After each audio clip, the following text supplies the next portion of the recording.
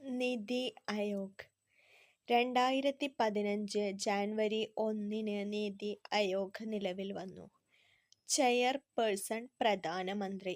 Vice ചെയർപേഴ്സണെ പ്രധാനമന്ത്രിയാണ് നിയമിക്കുന്നത്. Governing കൗൺസിലിലെ എല്ലാ സംസ്ഥാനങ്ങളിലെയും മുഖ്യമന്ത്രിമാരും കേന്ദ്രഭരണ പ്രദേശങ്ങളിലെ ലഫ്റ്റനന്റ് ഗവർണർമാരും അംഗങ്ങളാണ്. പ്രാദേശിക കൗൺസിൽ എന്നുള്ളതിൽ ചെയർപേഴ്സണ് അല്ലെങ്കിൽ ചെയർപേഴ്സന്റെ നോമിനി അധ്യക്ഷനായിരിക്കും. അതുപോലെ എല്ലാ സംസ്ഥാനങ്ങളിലെയും മുഖ്യമന്ത്രിമാരും കേന്ദ്രഭരണ പ്രദേശങ്ങളിലെ ലഫ്റ്റനന്റ് ഗവർണർമാരും പ്രാദേശിക കൗൺസിലിൽ ഉണ്ടായിരിക്കും.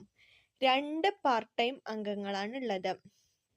പാർട്ട് ടൈം അംഗങ്ങള് മുൻനിര സർവകലാശാല അല്ലെങ്കിൽ ഗവേഷണ സ്ഥാപനങ്ങളിൽ നിന്ന് എക്സ് ഒഫീഷ്യോ ശേഷിയിലുള്ളവരായിരിക്കും.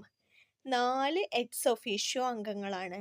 പ്രധാനമന്ത്രി നാമനിർദ്ദേശം ചെയ്യുന്ന കേന്ദ്രമന്ത്രിസഭയിലെ പരമാവധി 4 അംഗങ്ങളാണ് എക്സ് ഒഫീഷ്യോ അംഗങ്ങളായിട്ട് വരുന്നത്. ഇനി സിഇഒ. ഇന്ത്യ ഗവൺമെന്റിന്റെ സെക്രട്ടറി റാങ്കിലുള്ള വ്യക്തിയെ നിശ്ചിത കാലത്തേക്ക് പ്രധാനമന്ത്രി സിഇഒ ആയി നിർദ്ദേശിക്കുന്നു. പ്രത്യേക ക്ഷണിതാക്കള് പ്രഗല്ഭരായ വിദഗ്ധർ, പ്രസക്തമായ ഡൊമൈൻ പരിജ്ഞാനമുള്ള സ്പെഷ്യലിസ്റ്റുകളൊക്കെയാണ് പ്രത്യേക ക്ഷണിതാക്കളായിട്ട് വരുന്നത്.